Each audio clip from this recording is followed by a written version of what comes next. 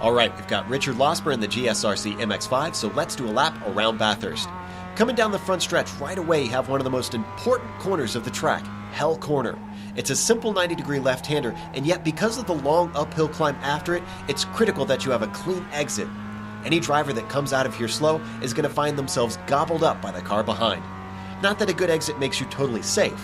The draft in these MX5s will mean your opponent can hold with you and may even try to pass you depending on how feisty they feel. Expect a few overtakes coming up the hill. But finally, we reach the second turn, Griffin's Bend. This is a really deceiving corner that invites you to come in too hot. The wall on the exit approaches you quick and the foolhardy will plow right into it. Then we switch right to set up for the cutting. The curved braking zone makes it tough to maximize, and then the unbelievably steep exit makes your speed coming out of it of the utmost importance. Additionally, wrecks here tend to be more like traffic jams because of how blind it is. By now, we're in the thick of the uphill climb as we come around Quarry.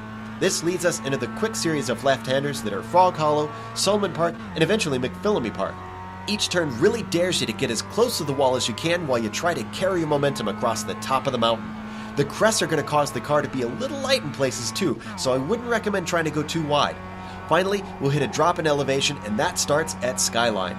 Cars will only be able to do single file from here until Conrod because it's very thread the needle down into the dipper. The car is going to bottom out there, so be careful with your steering inputs.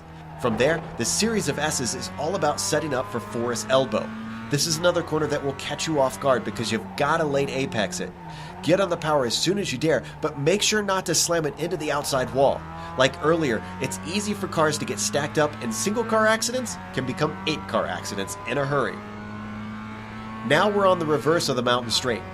Conrod Straight is all about how well you exited Forest, so just plant your foot down and try not to get lost in looking at the scenery. Hopefully, you don't have your opponent trying to put you too wide. It is possible to stay side by side into the chase, but it's not ideal.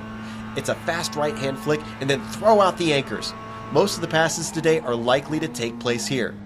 The exit is pretty blind as you can see, and the crest makes it easy to understeer into the grass. After that, you'll hold right to set up the car for Murray's Corner.